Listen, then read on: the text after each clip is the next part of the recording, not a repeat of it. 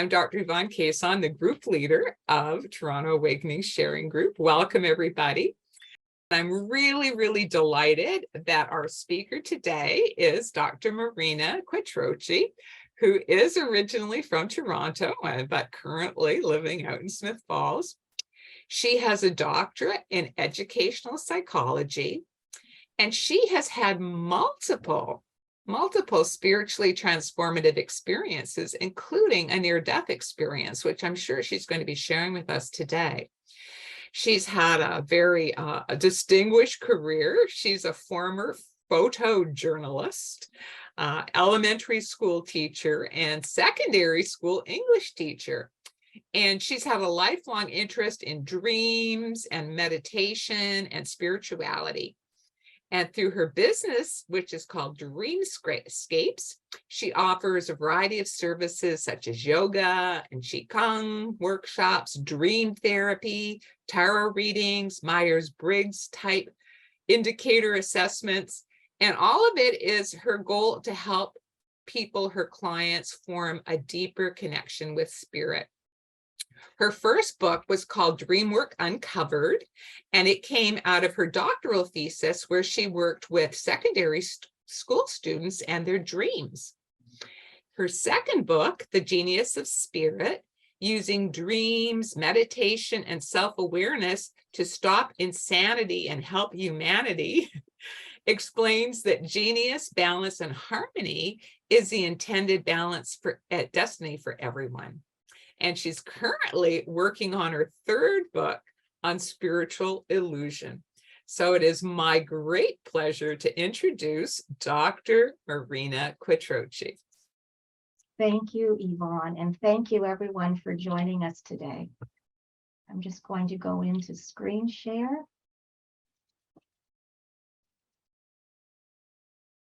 So the title of my talk is Believing in and Activating Universal Guidance.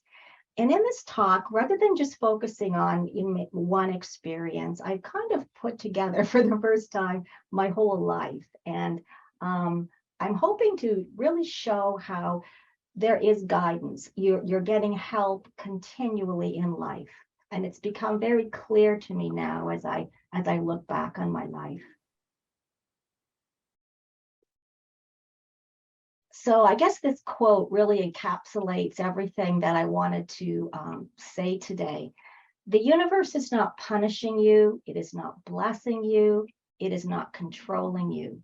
It is responding to your vibration. Think happy and happiness will come to you. Think negativity and negativity will come to you. What we put out into the universe, we get back like an echo. And also, I've come to believe when a person really desires something, all the universe conspires to help that person to realize his dream, especially if that thing is for the greater good. So we are all, I'm sure you're all aware, we are all dynamic energy beings, and our soul knows intuitively that it is safe.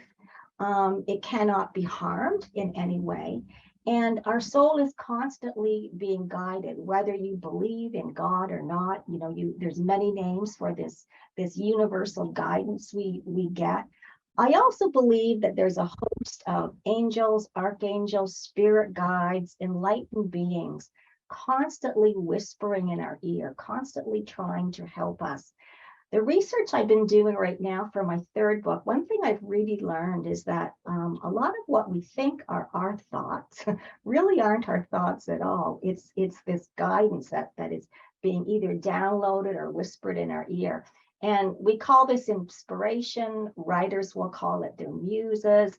I've also grown to understand that the guardian angels and the guides of other people are whispering in their ears so that they may help us in different ways, which I'm going to show in my talk. I've had many, I call these earthly angels, people who come in and help you achieve what you're supposed to achieve on your path in life. So I've lived with chronic pain actually for 48 years. I have chronic daily migraines. And I've experienced 3 dark nights of soul that I'm going to tell you about. I've survived a fire where I almost died. But despite that, I feel I've lived a very blessed life. And I've always been aware of guidance. The events of my life have been a constant validation that there's a higher power that keeps everything in order. And when I go through my life, some of these events may seem small or trivial, but when you put everything together, hopefully this pattern will emerge. Well, you'll see I was constantly given opportunities, given chances. Things happened so that I could really do what I was meant to do. So as a child, I loved reading. I was really good in English in high school, but I was terrible in math. It just didn't make sense to me.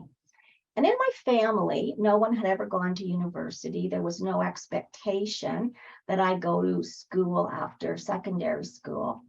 And there was no money saved so that I could do that. So when it became obvious in my final years of high school that, you needed to have a job, what I did was I just looked through the classified ads of the newspaper, and I saw that there were a lot of secretarial jobs advertised. So I decided that I would be a secretary, and that was what I thought would happen when I finished high school. Now, ironically, I never did get married. I never did have kids, and I just had a lot of degrees, as you'll see. So in grade 10, I was failing math miserably, but I had 100 in English. I did absolutely no homework in English, but hours and hours of homework in math every night trying to figure it out. So one day, my math teacher, this is him, Mr. Seven, he looks kind of like a Jesus, I think. He asked me to stay after class. And I thought I was in trouble, that I'd done something wrong. But basically, what he said to me was, you're not going to pass math. You're not going to be able to get a 50. So I'll make a deal with you.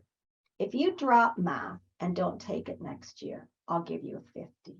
So I was ecstatic. What I did instead was I went downstairs immediately and registered for typing. And this was really divine intervention, I believe, because I ended up being a journalist, an English teacher, and then a writer. And this typing was invaluable for me. And then in my final year of high school, there was a teacher. I didn't know this teacher. I'd never taken classes with him. He was just part-time guidance. He wanted me to go into his office. And so he asked me what my plans were for graduation. And I said I was going to be a secretary. And he looked at my marks and noticed how high my marks were in English. And he decided that I should go to Ryerson and that I should study journalism. And he really sold me on this program. When I left his office, I was absolutely determined that this was what I was going to do. And I applied for the program. I got in, but money was really a problem. And I was struggling financially the 3 years that I was in journalism. And in my final year, I wrote what I thought was a funny, tongue-in-cheek story about perils of a struggling student. And again, one of my profs called me into his office and he said, that story you wrote, was that about you? And I was kind of embarrassed to admit it, but I said yes. So this was before we had computers. The journalism rooms were filled with typewriters. So they gave me a job cleaning and servicing typewriters one afternoon a week. And this money enabled me to finish my journalism program at Ryerson. Very early in life, I became very aware that there are very gifted psychic people who can see into the future, who can guide you, who can help you, who can diagnose illnesses. And this is something very biblical. These people that can go forward in time and become aware of things. In biblical times, they were called prophets. If you go to Corinthians 12, there are quotes about being able to heal people, speak in tongues, all these psychic powers. So I was introduced to this very early in life because there was a woman, her name was Mrs. Rabb. She lived right outside of, I was actually from Smiths Falls and lived in Toronto for most of my life. So she lived right outside of Smiths Falls in this farmhouse, and she read tea leaves. She was so good that there would be carloads of people just waiting to see her. And when you phoned her up to say, "Can I see you this afternoon?" she'd always say yes, but there would never be a time. If there was 3 carloads waiting in front of you, you would just wait until it was your turn. So one of the first times I went to see her, she said, "Oh, look, there's a Snoopy dog in your cup." And she kept on saying how clear it was. And I tried to see this Snoopy dog, but I couldn't see anything. And I thought she was kind of crazy, and I kind of dismissed it. So she told me that the day that I would get this Snoopy dog would be a really wonderful day, and I would be in front of crowds and crowds of cheering people. Well, 2 years later, I was a cheerleader. I was the captain. And so all of the girls gave me a Snoopy dog, which they signed. We went to a competition that day. We won the competition. It was a happy day. We were in front of crowds and crowds of cheering people. And I completely forgot about what Mrs. Rabb had said 2 years ago. And then one evening I was lying in bed looking at the Snoopy dog, and all of a sudden it hit me that she had been able to see this 2 years before it happened. So we're all time travelers. Her gift was just much more developed than most people. The same woman, Mrs. Rabb, told one of my friends, I'm going to call this friend Jean. She told Jean to stay away from a blue fast-moving vehicle because there would be a terrible accident. Now, Jean is going to come up a little bit later. So one evening, I was at a party, and I felt this force push me from behind, and it was very strong. And so I fell forward, and I twisted my ankle quite badly. Now, there was nobody behind me. I looked behind me and nobody was there. And I really couldn't figure out how I was pushed if no one was there. So I had my ankle wrapped in a tensor bandage. It was pretty painful. The next evening, there were a group of people at our family cottage, and they all went out in my brother's boat. My ankle was really bothering me, so I asked if I could be taken back home. So my brother took me back home. 2 other people got out of the boat. They left, and about 15 minutes later, they were involved in a fatal accident where my sister Kathy and my best friend Susan were killed. And this is Kathy. Now, being around these 2 people before they died taught me so much about death and dying. The one thing I did understand is that on a mental, conscious, ego level, we have no idea that we're going to cross the veil. But they taught me that our soul absolutely does know, and they actually are prepared for their death right up until the time of their death. Kathy was only in her early 20s. She was 22 when she passed. She had just gone out and bought a luxury Monte Carlo, which is not the type of car a 22-year-old normally buys. She left it to my mother in case anything happened to her. Now, my mother had never, ever, ever had a new car in her life, so it was very bittersweet when she got this luxury car. Kathy had a horse, and one evening, month or 2 before she passed, she told us if anything ever happened to her, who we should give her horse to. She also said if she ever died, she wanted 1 red rose on her coffin. Now, Kathy had also gone to see Mrs. Rabb, and about 2 months before this accident, Mrs. Rabb told her she would be going away on a major vacation in Europe, far away, and all her friends and family would be crying. So Mrs. Rabb was absolutely right.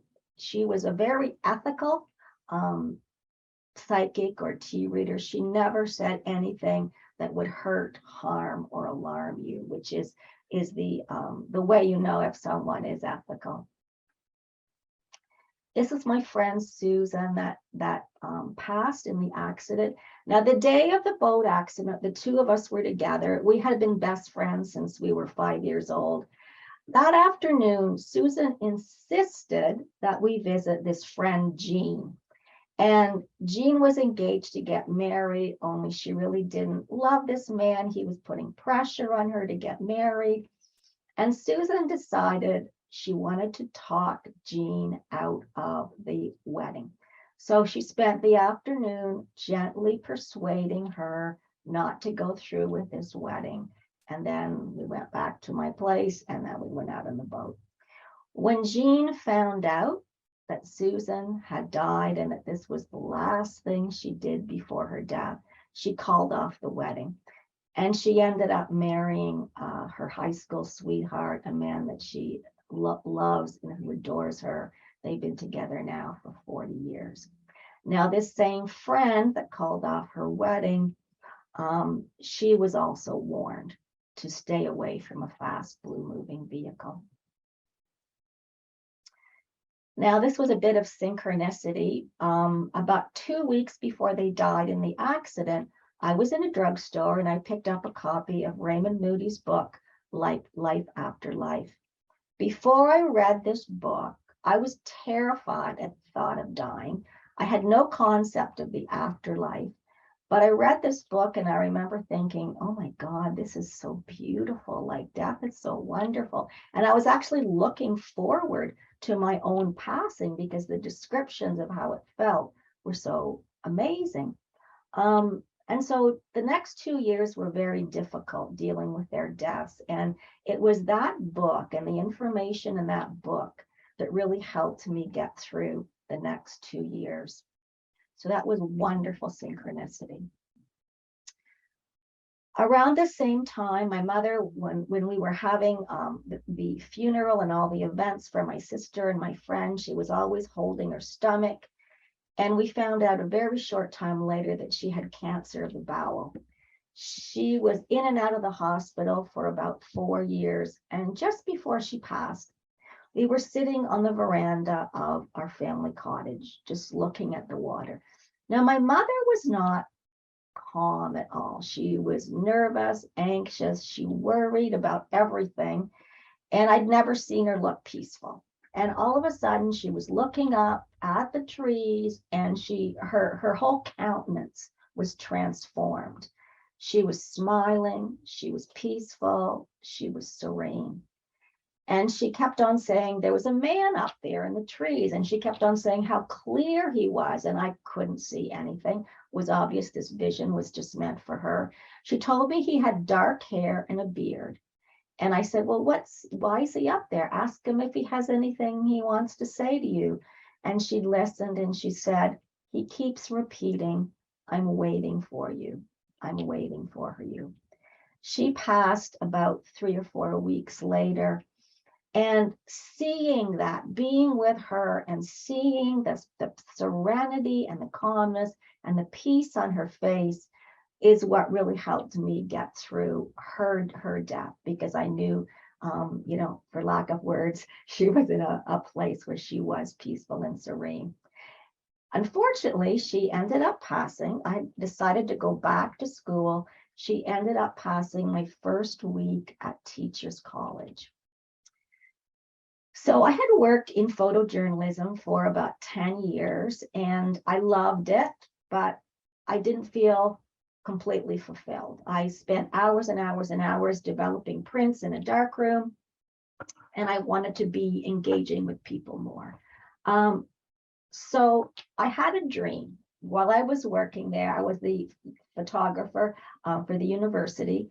I had a dream that changed my life, but I have no memory of the dream. I woke up and I knew with absolute certainty I was going to become a teacher.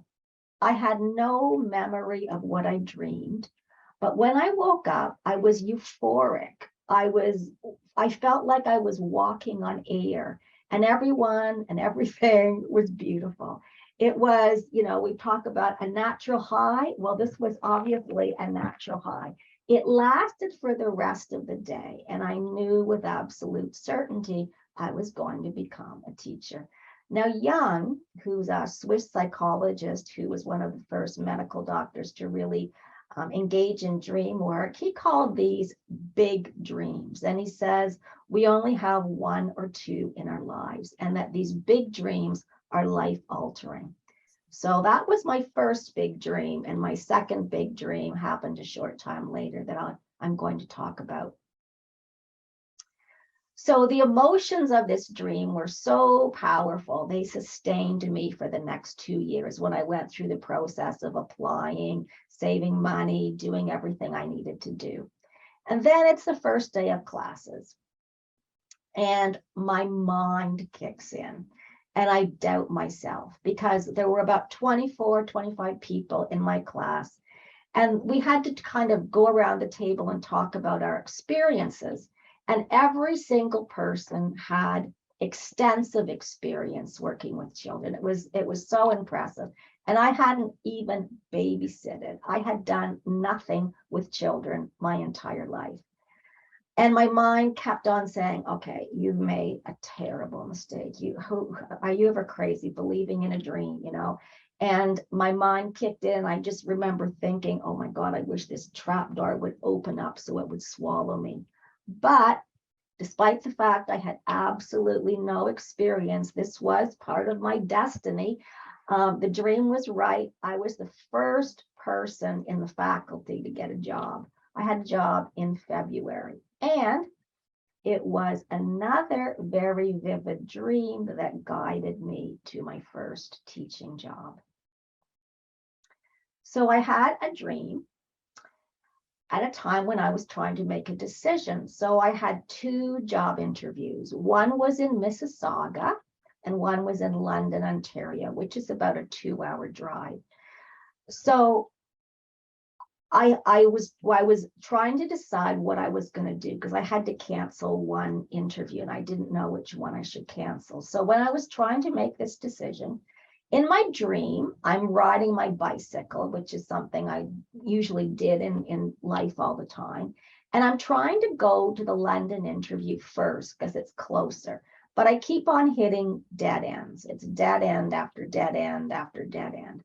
And I get really frustrated and I decide, okay, this is not working. I'm just going to drive to the Mississauga interview. And as soon as I make that decision, my bike literally flies across the 401 and I'm there in about 2 minutes. So I woke up in the morning and I was pretty sure I was supposed to cancel the London interview, but I still doubted myself. I told an instructor and he said, oh my gosh, you've got to cancel the London interview. So I did. So thanks to my dream, I was able to get a fantastic teaching job. The next big experience that happened to me was in 1985. I was teaching elementary school at this point. And it was just before Christmas, December the 23rd. And I was in a fire and received 3rd-degree burns to 45% of my body. Now, most people do not survive that type of burn. I was making pastries using hot oil and I'd left the pot on the stove, which was a really stupid thing to do. When I returned, there was flames everywhere. The flames were so big, they had started to burn the wall. And all I could think was, oh my God, I can't let this place burn down before Christmas. I grabbed a pot, which was the absolute worst thing I could do. I opened the door and it was really windy. The wind and the flames like shot back on my body and my whole body ignited. So my whole body was burning. And the only thing that saved me probably was the fact that we had a lot of snow. I remember the snow banks were about 3 or 4 feet high, and I ran outside and I rolled in the snow. So I remember when my body was on fire, I remember just excruciating pain for a couple of seconds, and then I felt nothing because it had burned past my nerve endings. I didn't know anything about burns. I didn't know anyone who had ever been burned, so I had no concept of how serious this was. I went into the bedroom and I put my clothes on because I thought, I should really go to the hospital and see if everything's okay. But I couldn't put my clothes on because they stuck to my body. And so I ended up putting on a big loose nightgown, my winter coat, my winter boots, and I had to run to the nearest house, which was about a 15, 20-minute walk away. When I got to my neighbor's, she freaked out when she opened the door because I looked like something from a bad horror movie. She drove me to the nearest hospital, which was in Smiths Falls, and then I was immediately transferred to the Ottawa Civic Hospital where they had a burn unit. There was a nun, her name was Sister Mary Pablo, who was in emergency when I was leaving, and I'll never ever forget this. She looked into my eyes, she held my hand. She knew how serious this was. I had absolutely no idea. And she said, Marina, your attitude will be everything. And those were the wisest and most healing words anyone could have said to me, because I decided, if she's right, and I know she is, I'm going to have a positive attitude and I'm going to get better. So when I arrived at the Ottawa Civic Hospital, the way they test you to determine if you have first, second, or third degree burns is they take a pen and they just grab the pen and they'll say, they'll put it on your arm and they'll say, can you feel this? Can you feel this? Can you feel this? Can you feel this? Well, I could feel nothing. I was in excruciating pain, but I couldn't feel anybody touching me. They gave me a morphine drip immediately, and I remember just begging and begging for more morphine, but they were giving me the maximum amount that they can give me. So they placed me in intensive care the first night, and I was hooked up to a ventilator and all types of life support machines.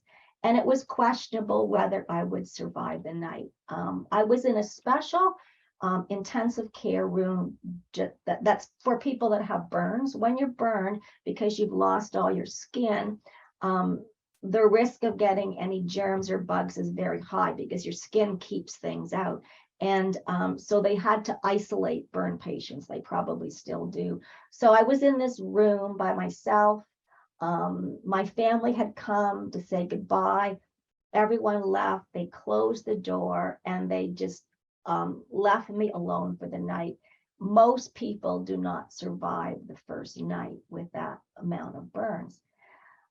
Minutes after the door closed, I realized now I began transitioning to the other side.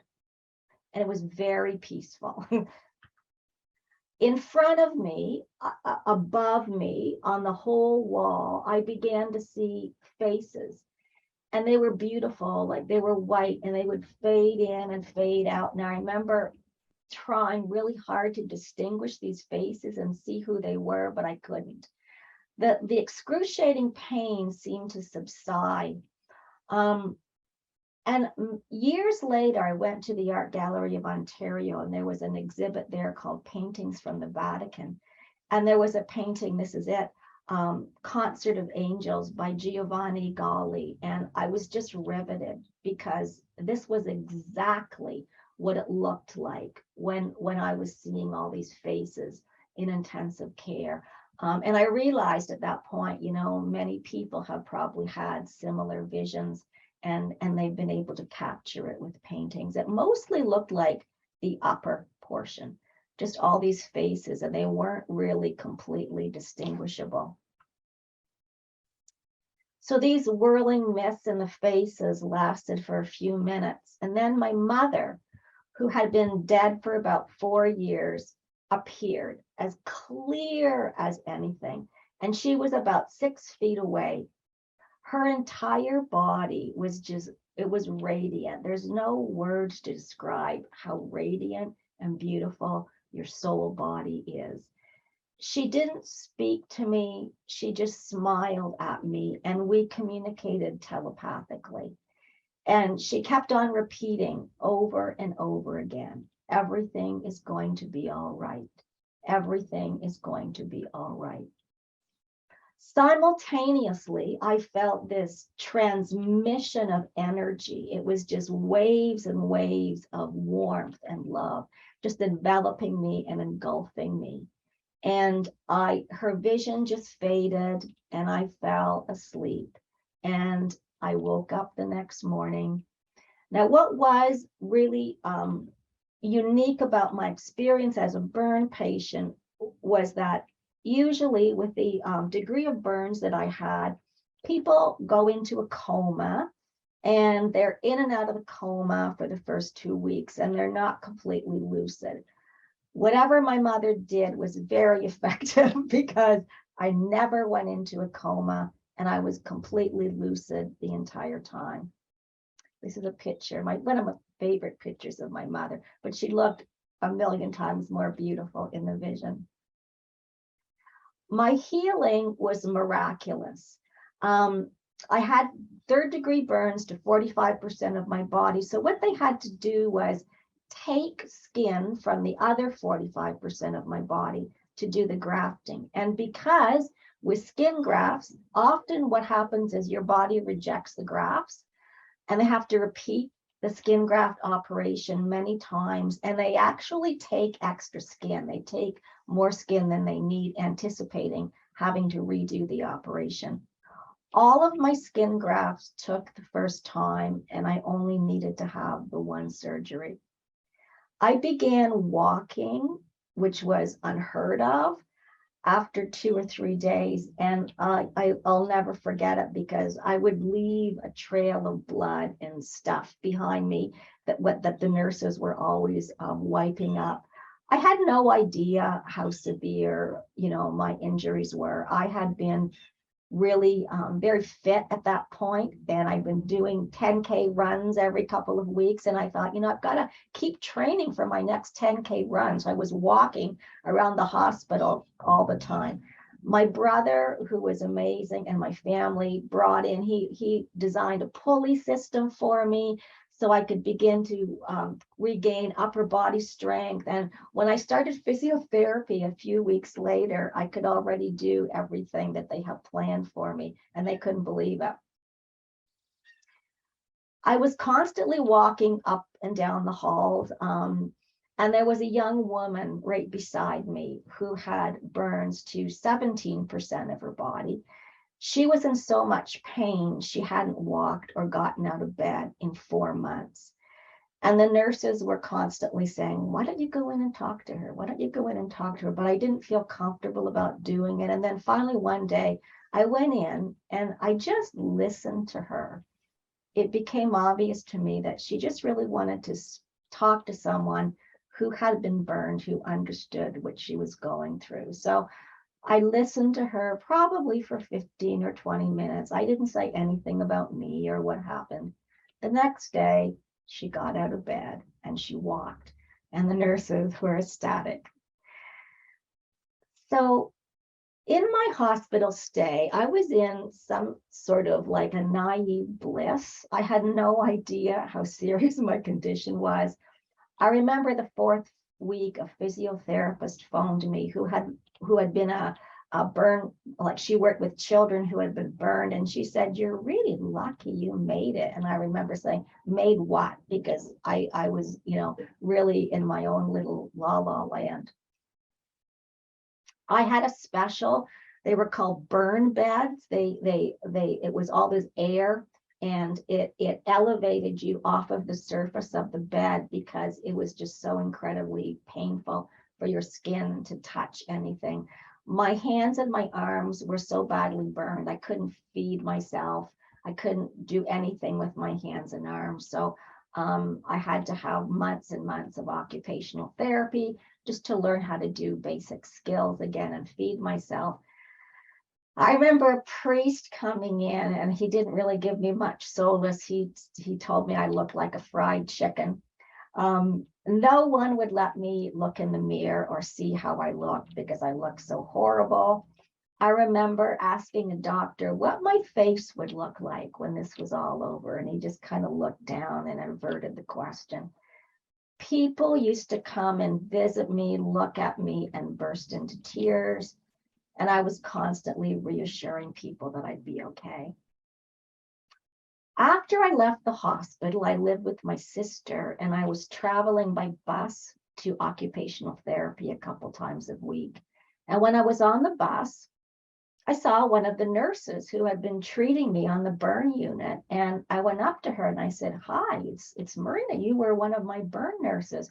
And she had this look of shock and on her face. And she went, I'll never forget her words. She went, "You have a face," because I certainly didn't have a face when she was treating me. My face healed miraculously.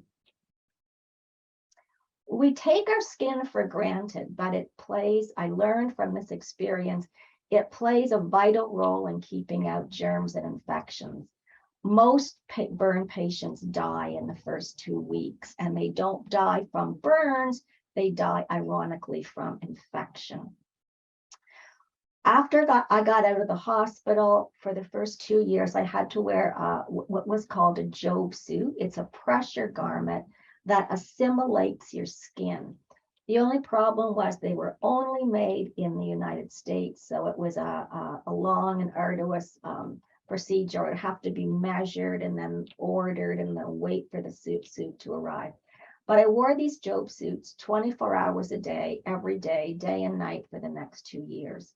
The first time they fitted me for one of these suits, it took 2 hours. And I remember just being exhausted and frustrated and thinking, I will never be able to get this suit on by myself. But I could. After a while, wasn't that difficult. It took me about 45 minutes to get the suit on because it had to be incredibly tight.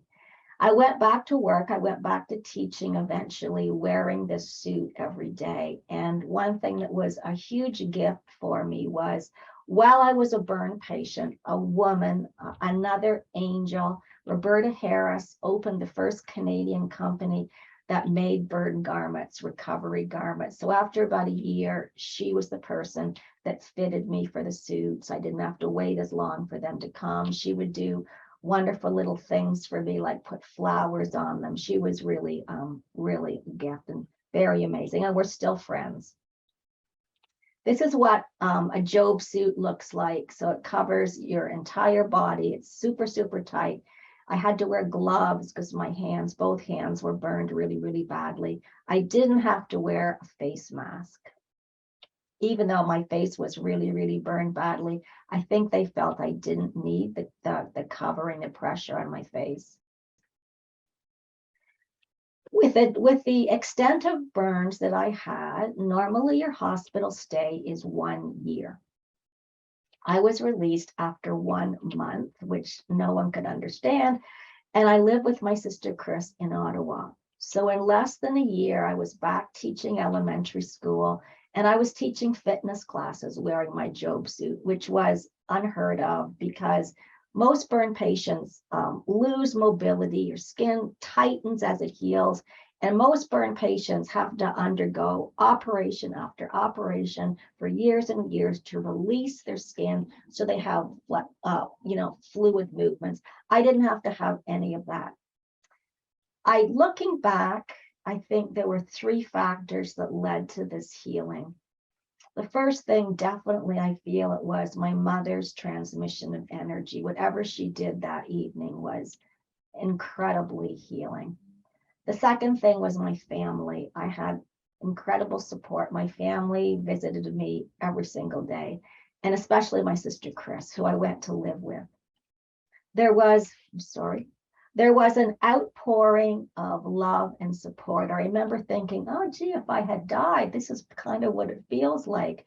I was blown away by the number of people who visited, who came long distances to visit, who sent me flowers, cards, gifts. I remember feeling, this is what Dickens meant when he said the best of times, the worst of times. And I realize now that I was in a lot of pain and it was very difficult, but every time someone visits you, every time someone sends you a card, every time someone phones you, it's energy. It's a type of energy. And I was inundated with positive energy from all these people who were so amazing. And I realized that really, really helped me heal. I believe I survived being burned because there were still so many things I needed to learn and things I needed to do. It took me a long time to really understand everything that happened, but after several years, I understood that those faces in the clouds were souls who had undergone a similar experience. They were souls who had also been burned, and they were trying to convince me to stay. It would have been much easier to slip away because it felt amazing. There's no words to describe it. The bliss that I was feeling when I was like starting to transition was better than any drug or any alcoholic drink you could ever have. So it would have been much easier to slip away, but I decided, my mother convinced me to stay, and all of those people. Because my healing had been so miraculous, the doctors told me that it would take 5 years for my skin to heal. And because my healing had been so miraculous, I didn't believe them. I thought, oh, they're saying it's 5 years, but it's probably just going to be 2 or 3. But they were right. It was 5 years of just really, really excruciating pain. During that time, I returned to teaching elementary school, and to keep my mind busy and off the pain, I started working on my master's degree in educational psychology.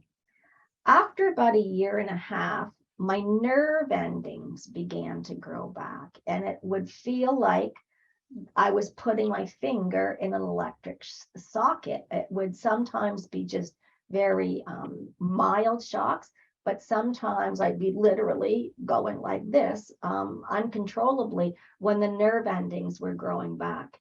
And I remember once sitting in a class and I was like really shaking and thinking, oh, I really hope no one can see what's going on with me right now. During this whole time, well, starting in my 20s, I had always been fascinated with dreams, and I'd always been journaling my dreams. And I felt a real pull to apply for a secondary teaching position. I was hired by another angel, this man here, Wayne Marchand, and he hired me. And then, I applied for the job without secondary qualifications. I really didn't think it mattered, but it did. And he discovered that I didn't have the right qualifications. He could have just given the job to someone else. He didn't. We made a deal. I took a course so that I could have the qualifications, and I was hired, and I really loved teaching secondary school. I finished my master's degree and started a doctorate in educational psychology, and I needed to think about a thesis topic. So I was always talking about my dreams to my thesis advisors, and I had 3 topics. And they said, you've got to go with the one on dreams. It's what you're most passionate about. The only problem was no one had ever done this formally in an educational setting before. No one had done research whether working with secondary students and their dreams was valuable. So I was pioneering. This was new research, and I was kind of just going completely by my dreams, which were guiding me through the whole process.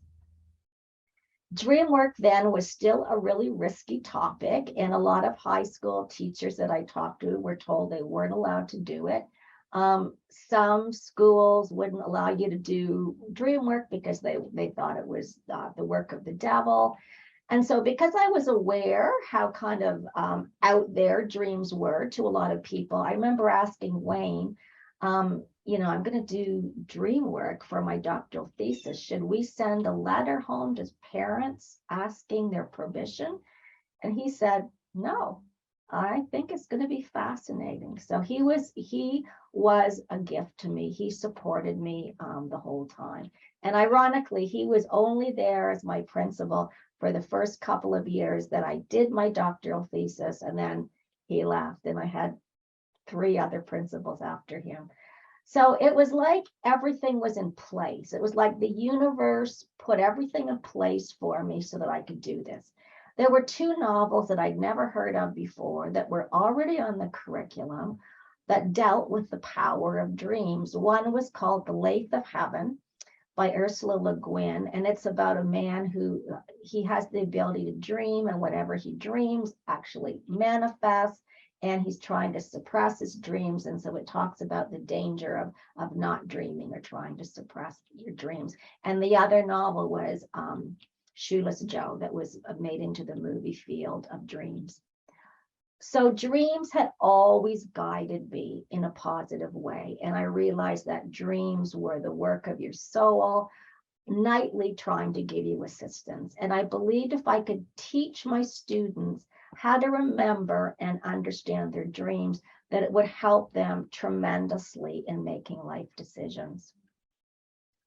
So while I was teaching the novels, we would devote maybe the last 15 or 20 minutes to just discussing their dreams. Now, in the beginning, because no one had done this before in a secondary school, they told me later, we thought you were kind of a little bit crazy, miss.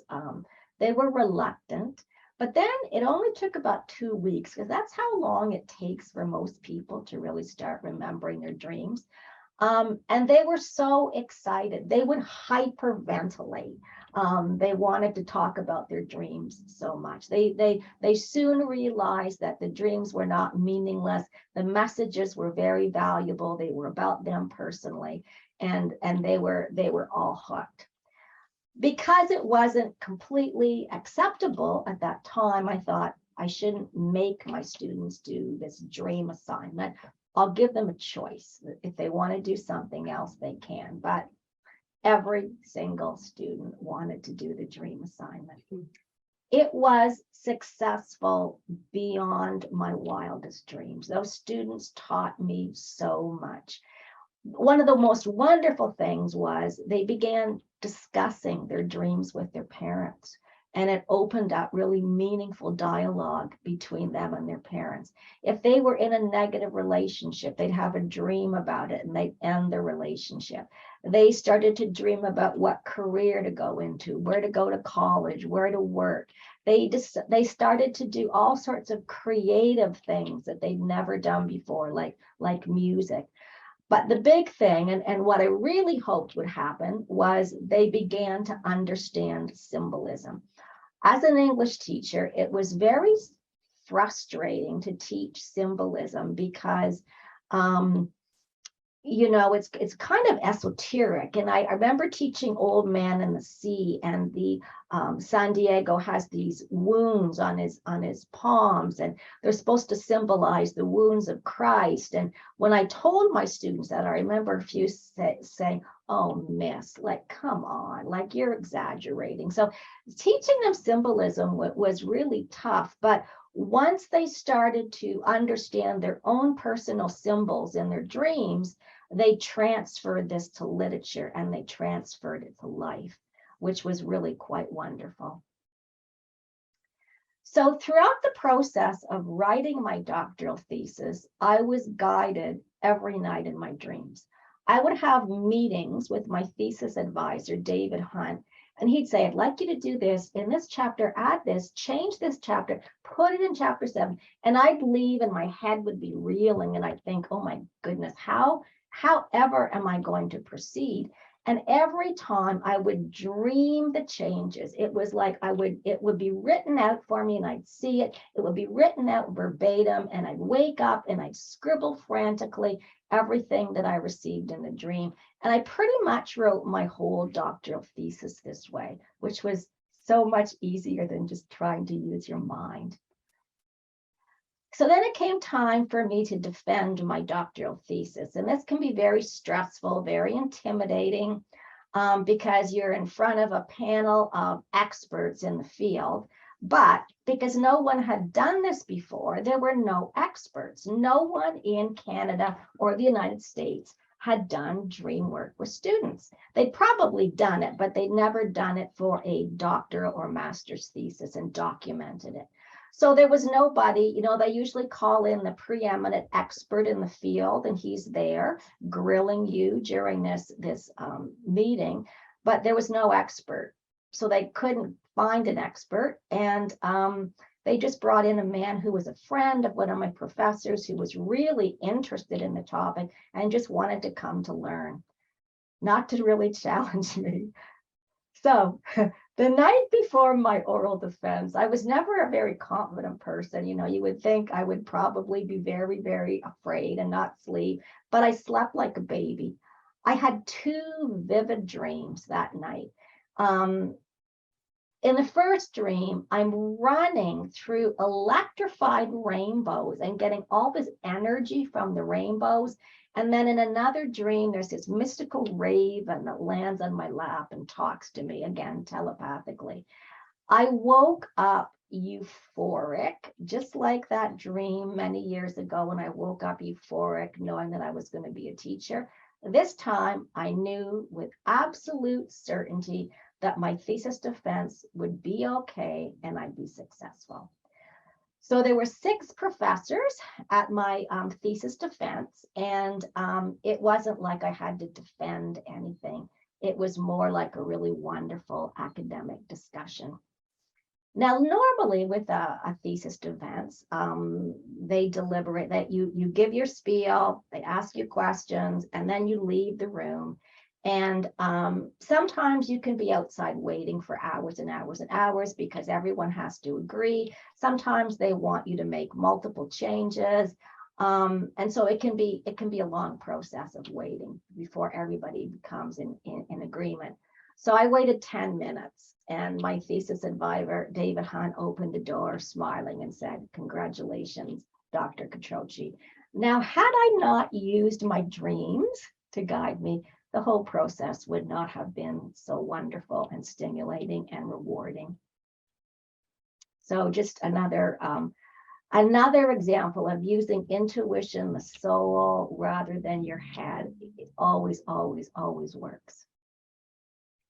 So there had never been any doubt in my mind that I survived the fire because this was the next important thing my soul knew it was supposed to do, and my mother and all these people in the clouds. My thesis, what it did was it laid the groundwork for other teachers to do this, and it created a template so that people could do this in the future. Now, despite the fact that everything went so well with my doctoral thesis, looking back, I realize I've had 3 very difficult dark nights of soul. I have been working for over 20 years and studying with daily chronic migraines. I'd never slept through the night and I was incredibly exhausted. I went to my family doctor one day and I couldn't stop crying. I was so burnt out. And she ordered me to stop working. And so I finished the semester off and then I took time off. But without my job and my students, which I love my job, I found it very rewarding. And that's how I identified myself. My identity was a teacher. And I realize now I've experienced 3 dark nights. And these are universal experiences. As difficult as they are, they really do propel us forward on our journey. Jung said, we have to walk through our shadow before we can see the light. And this was certainly true for me. The dark night was first coined by a Spanish mystic, St. John of the Cross, in the 16th century. What I've come to really believe, it's really the death of your ego. You're facing your ego, you're facing all the darkness inside of you. It's also a huge existential crisis. You question everything. Who am I? Why am I here? What is my purpose? And what do I do now?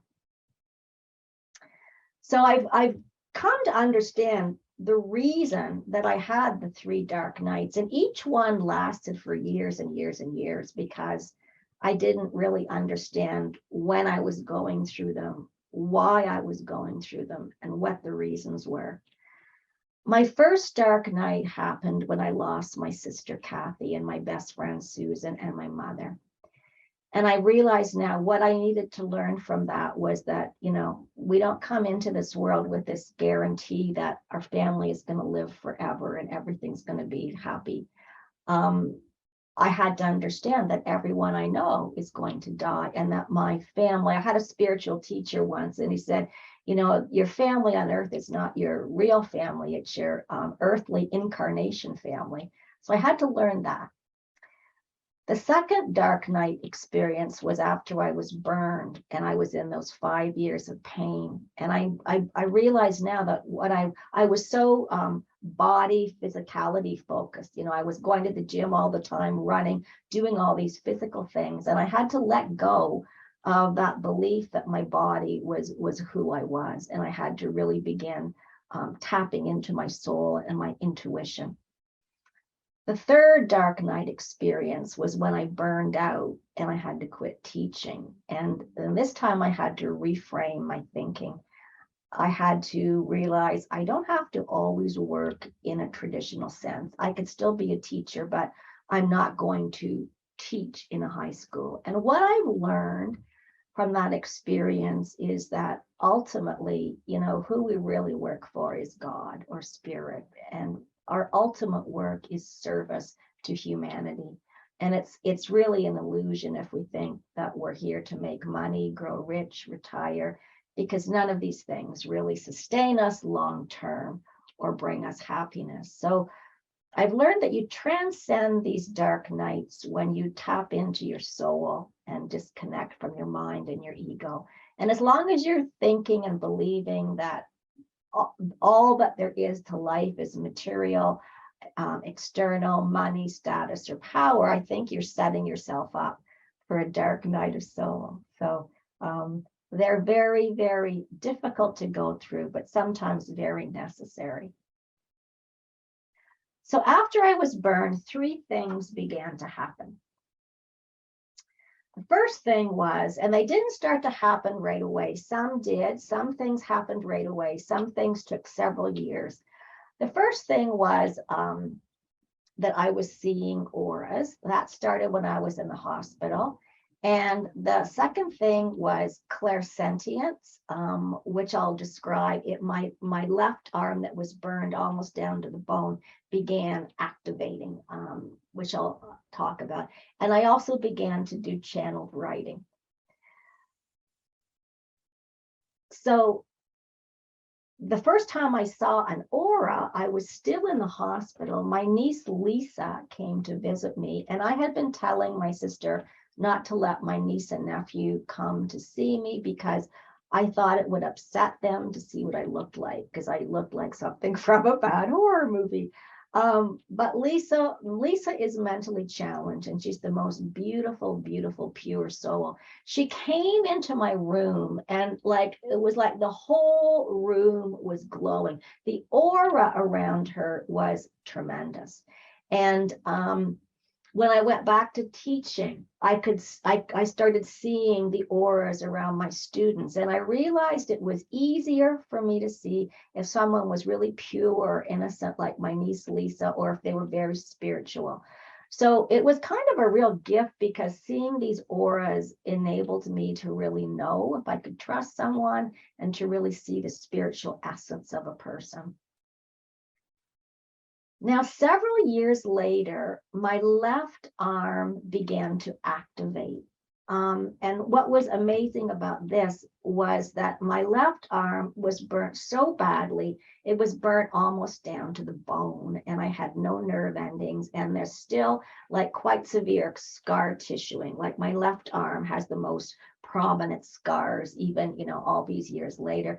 So it feels like when it activates, it feels like a current of electricity, but it's not painful. And sometimes it'll last for 5 minutes, and sometimes it'll last for hours. And when this happens, I know it's Kundalini energy moving up and down my arm. And it happens if I'm teaching and I'm supposed to go into more detail, or if someone asks me a question and I know I'm on the right track, if it's activating. But it's become a real gift. It's become a real living barometer for me to know things and understand things. When I stopped teaching and was struggling to figure out what I was supposed to do, I started just intuitively to channel poems. And it was like I was getting downloads. It was like I was getting dictation. The process was faster, easier, more fluid, than using your mind or your brain. I was going to read a poem or two, but I don't think we're going to have time. The lines would flow as fast as I could write them. There was always a rhyme scheme, and I knew these were channeled because often there'd be a word and I didn't know what the word meant, and I'd write it down anyways, and then I'd look it up and I'd think, oh my gosh, that was the perfect word. And then I started channeling for my next book. So what happened was, I moved to Smiths Falls. It's a really wonderful, quiet environment here. I started to do research. I had been doing research for that book, and I'd read, because I love to read, I'd read over 150 books as research. So the book is on spiritual illusion. And I remember thinking, how am I ever going to put this together? And when I was wondering that, what started to happen was I'd wake up maybe 3, 4, 5, 6 o'clock in the morning, and it was like I would get all this information. I wasn't seeing it, I was intuiting it. I would get an idea, then another idea, then another idea. And sometimes I would write for like 5 or 6 hours. So at this point, I've got like 8 thick notebooks full of channeled information. I've actually, the whole book has been channeled to me, which is really wonderful. I'm incredibly grateful. I can hardly wait to actually put this together. One thing I learned was, it might take me 4 hours to channel something, but it takes much, much longer to transcribe it. Another amazing thing that happened to me was, my favorite book has always been Yogananda, Paramahansa Yogananda's Autobiography of a Yogi. And I decided that I would go on a spiritual retreat to where he wrote that book in California, in Ensenada. It's a beautiful place on the ocean. And I was a part of a group of people. And on Sunday afternoons, they'd let you go over and see his house and go in his house, his hermitage, where he wrote the book. And the monks were telling us the protocol, what we could expect, what we shouldn't do when we got into the house. And I didn't know why, but I started just crying, sobbing uncontrollably. And I was sobbing all the way, across the road as we walked there. And then when the door opened, there was this burst of energy. It was like unbelievable. I got a burst of energy when I was burned and my mother appeared to me, but this burst of energy was 1,000 times stronger.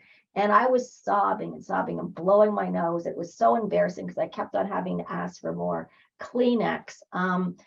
Now, it took me a couple days to recover from this. And on the way back on the plane, I noticed that my arthritic back that normally hurts like crazy on a long plane trip wasn't hurting anymore. Now, I still don't think I've completely processed this experience because energy, as you know, carries information. And I think my mind is still processing this. Another interesting thing that happened was I started dreaming all the time about pictures, framed pictures, and they would come to life. And then I realized this was preparing me for an experience in this life. One day I was sitting, there was a picture of Yogananda in front of me, and the picture started to animate. It started to move, and I saw his face changing from all the different phases he had had in life. And then I saw it morph into past lives, and I knew intuitively one of these lives was Africa, and that's when I had first been his student. So it was an amazing experience. Another thing that happened, I just have a few more slides left. I was going to a pain clinic, and the doctor at the pain clinic had been having someone come in and teach Qigong classes, and she had left. I think she'd moved out west. And so he said, Marina, if you can find a really good Qigong teacher, I think it'll really help you with your pain. So it took 5 years of searching. I finally found this woman. Her name was Vera Stern. She completely healed herself of fibromyalgia by doing Qigong every day. So I saw the class, and I was just like, I knew with that inner knowingness, I want to do this, but I also want to teach this. So I started doing classes in January. By June of that same year, I enrolled in a level 1 teacher training, which was kind of insane because normally you have to do Qigong for several years before you even think about teacher training. But I just knew. So in order to be successful in your teacher training, you had to perform a set of 18 movements, and it had to be flawless. And the Qigong master or the Sifu is watching you. He's walking around you with a computer, taking notes. It's very intimidating. So people had come from all over the world to do this training. And the 3 people that went before me, one was a professional ballerina from England. She failed. The other person failed. The other person failed. So 3 people before me fail. It's my turn. And I remember I thought, okay, I'm just going to pray to Archangel Michael for help. I've always felt an affinity to Archangel Michael. And I remember thinking to myself, I've had a really good weekend. I've learned a lot. It's invaluable information. I can always try again. So if I fail, it's okay. But what happened? I got up and I went into what I describe as a flow state. I wasn't nervous. I didn't forget anything. I did the set flawlessly, and I lost all track of time. It just kind of happened, and it was wonderful. And he was laughing at the end, and he said, "You're successful." Now, I believe the reason I was so successful and this happened so fast, I believe we get help with anything that we do that is going to be of service. I said to myself, I've only been doing Qigong for less than a year. I'm going to take classes for 2 or 3 more years before I really think about starting to teach. But a month later, I got an offer to teach, and I started teaching right away. And Qigong, you don't know, it's incredibly, incredibly healing and helpful to people. So this is actually the last thing I'm going to talk about. For 2 years, when I lived in Toronto, I started dreaming about my hometown, Smith Falls. And the whole dream would be, there was a big, big hole, like a massive hole, like in the picture. And I really didn't know why I was dreaming about big holes on the main street of Smith Falls. Simultaneously, a friend of mine, Deanie, who's a very gifted psychic, who is able to really communicate with the other side, but she has many psychic gifts. She said that I was going to be moving back to Smith Falls. Now, I had always told everybody that I would never, ever, ever move back to Smith Falls. And I was actually I was kind of angry at her, thinking, how could she ever think that? I'd always rented the entire time I lived in Toronto, and it was always very difficult because I was living in houses that I shared with very noisy people, and I'd been on disability. I never was able to go back to work. I'd been on disability for over 20 years, and I had very little money. So I had this inner gut feeling again that I had to move, because I kept on thinking, I need peace and quiet. I have chronic pain every day. The only way I'm ever going to be able to buy a house is if I move back to Smith Falls, because houses are really cheap there. So I notified a childhood friend who was a real estate agent, and she said, have you been approved for a mortgage? And I was so certain I was going to get a house that I hadn't even done that. So I was approved for a mortgage. A house came up a block away from where I'm living now, and there was a bidding war. There were 8 or 9 people that wanted the house.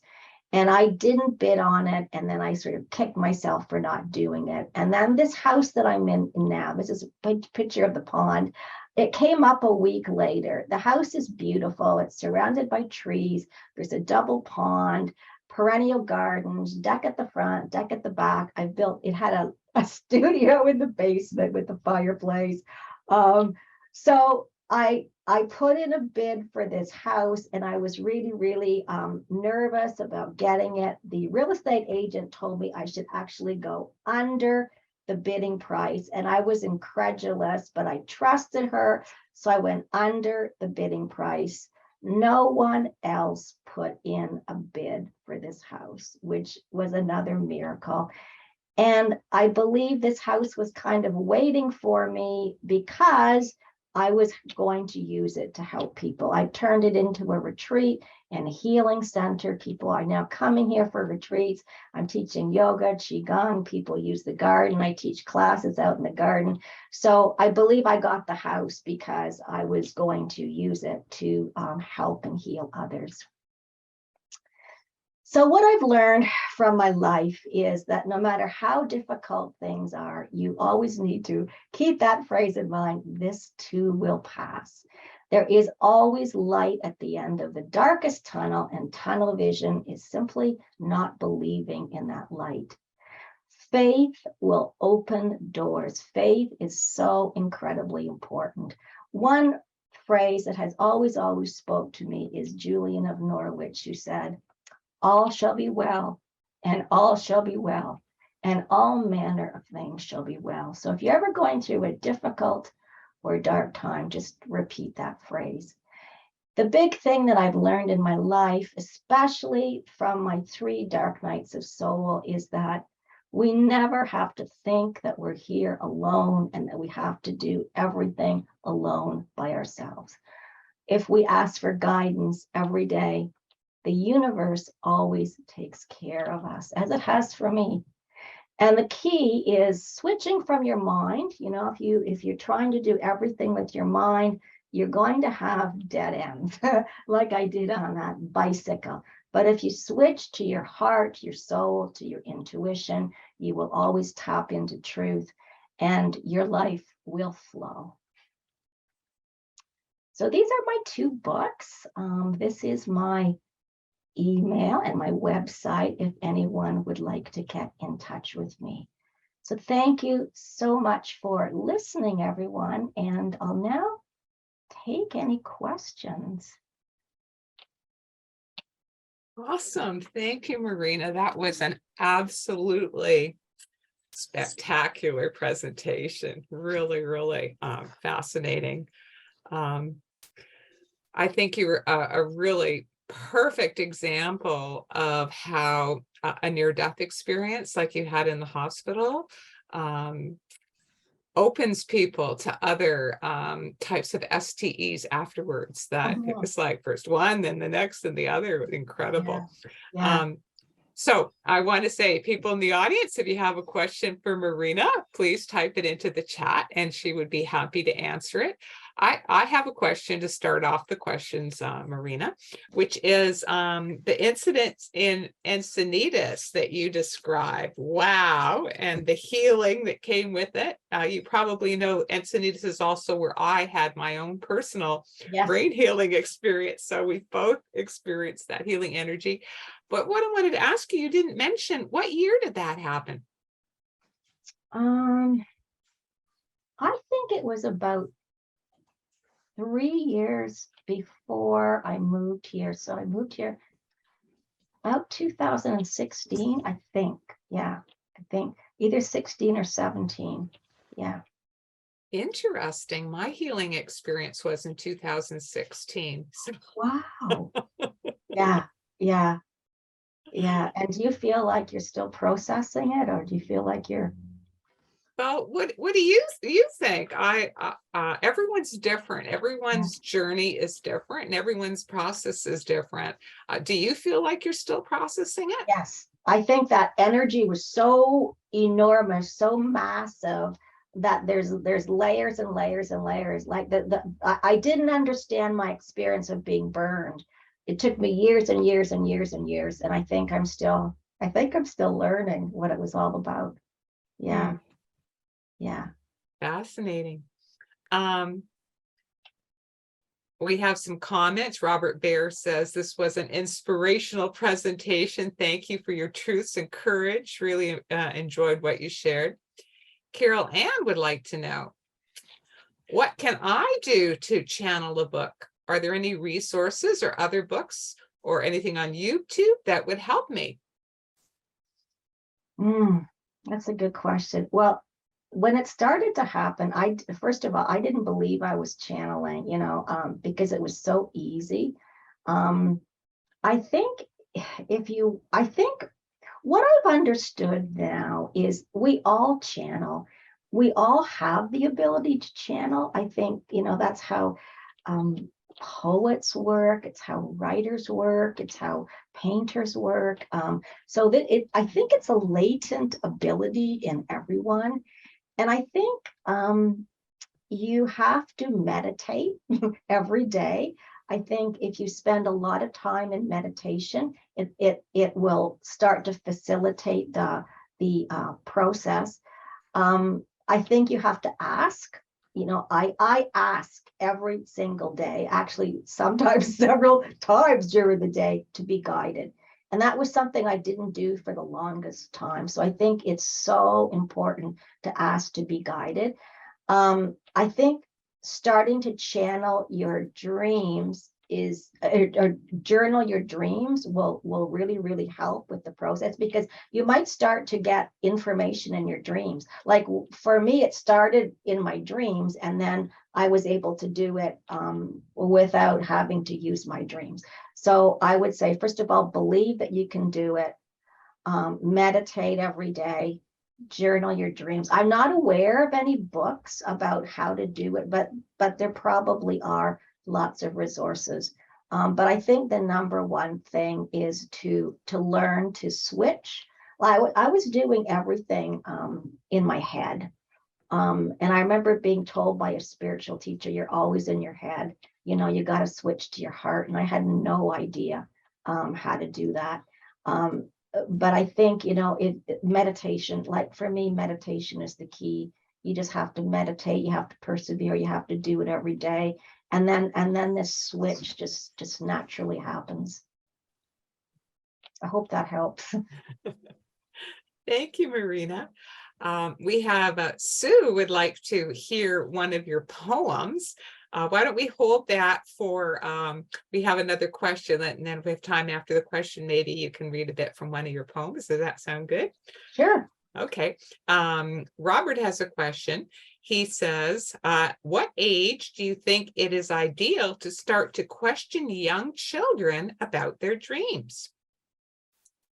Oh, any age. One of the things that's most amazing is children naturally remember their dreams. They don't have to be taught. Like as adults, I went through a process, and there's a process in my book where I teach people how to start recalling their dreams.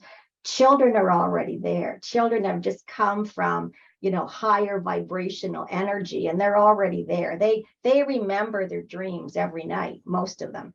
And you can do it with children, as early as you can do it with 3-year-olds, 4-year-olds, 5-year-olds. There are books about, working with children or working with their dreams. Many, many, many great books. So I don't think age is not an obstacle. As soon as they can talk, you can start working with them. And the sooner you start working with them, the better. Yeah, because it's a natural process, and then we get socialized, and we forget, and we shut it down. So, ideally you would work with this child so that they never had the opportunity to shut it down, that they just kept on having the recall, because it'll help with everything in life. It'll always keep them on a positive path. Thank you, I did Marina. dream work. I did dream work with elementary. I taught grade 1. I did dream work with my grade 1s and guided imagery and meditation. So there's never, I don't think it's too early ever to start working with kids. The earlier, the better. Thanks for asking that, Robert. We have another question from Clara, who'd like to know what or where is Encinitas? Oh, Encinitas. Oh, it's the most beautiful place. It's in California. It's close to San Diego, the southern part of California. It's quite beautiful. It's about, how far would it be from San Diego, Yvonne? You're asking me? It's in North San Diego County, about a 45-minute drive from the San Diego airport. Yeah, 45 minutes. It is the place where Paramahansa Yogananda has a hermitage, and there's a retreat there. And I think you were at the retreat when you were Yes, I was at a having this 4-day experience? silent retreat. Yeah. It like Encinitas is so amazing. The gardens, like I'm a real gardener. The gardens are spectacular. So, just to go and the gardens are open to the public and they're free. So just to go and walk around the gardens, and it's like a 5 or 10 minute walk to the ocean. You can walk on the ocean. It's really a wonderful, wonderful place. Lots of energy. There's been so much written about the fact that saints, people who had high amounts of energy, like that a lot of that energy is in those places where they work and were. That's why people go to all these places where saints lived, and like I never really believed that until I had that experience, and then I realized, oh my gosh, yes, there's a lot of energy there. Yeah. Well, we have a couple more questions and then I think we'll have to wrap up. So that person who wanted to read your poem maybe could contact you by email. And Sure, I'll send it to them. yeah. So Janice would like to know, do you know what your dreams mean? Yeah. Oh, yeah. Yeah. In the beginning, like I was in my early 20s when I started journaling my dreams. And I had a friend when I lived in London who was a psychologist, and she told me about Carl Jung. And I bought Carl Jung's books about symbolism. And I was just like mesmerized. That's all I read for years was Carl Jung. And in the beginning, it was like Greek, like I'd have a dream and I'd have absolutely no idea what it meant, but it didn't take long, but one thing that I've really realized is if your spirit or your angels or your guides, if they want you to do something, if something's important, you'll know. You'll just have the dream and you'll know. Like that morning, I can't believe that I didn't know what I dreamt about, but I knew I was going to be a teacher. So there's a inner knowingness with dreams. You don't have to worry about interpreting the symbols. You make it an intuitive thing rather than a mental thing. And when you're able to make that switch, you just understand your dreams intuitively. It's much easier to go with intuition than trying to analyze it with your head. Well put, Marina. Completely agree.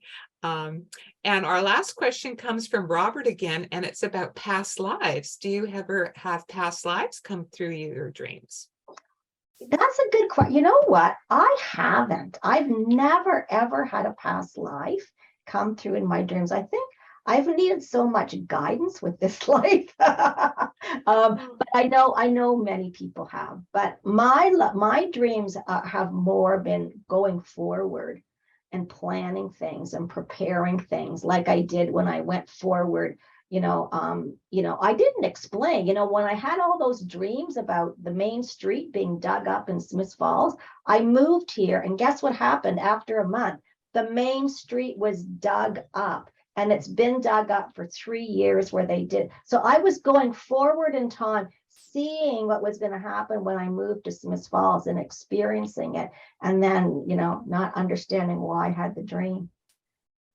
So I'm glad you asked that, because I realized, no, I didn't explain it in my talk. Yeah, I kept on dreaming and dreaming about the street dug up, and it was the exact same location of where they did dig up the street a month after I moved here. And it's 3 years later, they've done it in 3 phases. It's still dug up. They're just finishing it off.